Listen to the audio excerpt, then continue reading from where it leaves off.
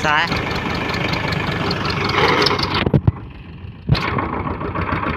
नया नया पायलट है, फर्स्ट बार इसने ये ट्रैक्टर चलाया इस बंदे ने। और ये सब बच्चूतिया है।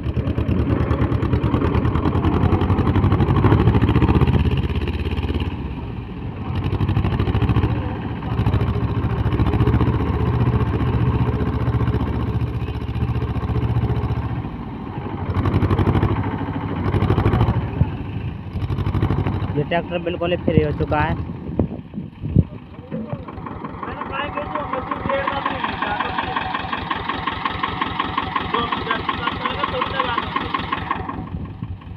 और वहाँ पे बहुत जोर से पानी बरस रहा है, वो देखो।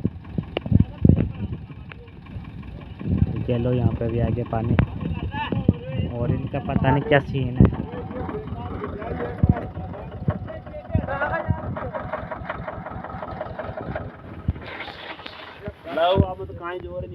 हाँ यार।